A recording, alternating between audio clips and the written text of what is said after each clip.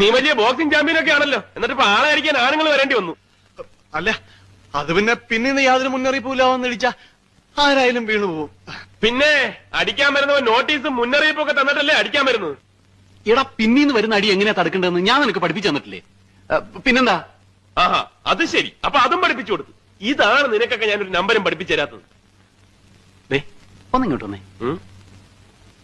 ഒരാള് ഗോളടിച്ച പോസ്റ്റിൽ കയറി പിന്നെയും ഗോൾ അടിക്കരുത്. അത് തന്നെയാണ് എനിക്കും പറയാനുള്ളത്. ഗോളി ഇല്ലാത്ത പോസ്റ്റ് കയറി വെറുതെ ഗോൾ അടിക്കാതെ. ഞാനൊരു ഗോൾ അടിച്ചോട്ടടാ. വല്ലതും പറ്റിയോ? ഞങ്ങൾക്കൊന്നും പറ്റില്ല. നിനക്കല്ല, നിനക്ക് നല്ലോണം പറ്റിയിട്ടുണ്ടാവുമെന്ന് എനിക്കറിയാം. ഞാൻ ഈ കുട്ടിയോടാ ചോദിച്ചത്. വല്ലതും പറ്റിയോ? ഒന്നും പറ്റിയില്ല.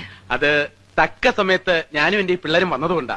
അല്ലെങ്കിൽ കുട്ടിയുടെ ചാരിതാർത്ഥ്യം വരെ നഷ്ടപ്പെട്ടേനെ. ചാരിതാർത്ഥ്യം അല്ലടാ, ചാരിത്രം. എന്തായാലും എന്താ നഷ്ടപ്പെട്ടിട്ട് പിന്നെ അതല്ല ഇതാണെന്നൊക്കെ പറഞ്ഞിട്ട് വല്ല കാര്യമുണ്ടോ?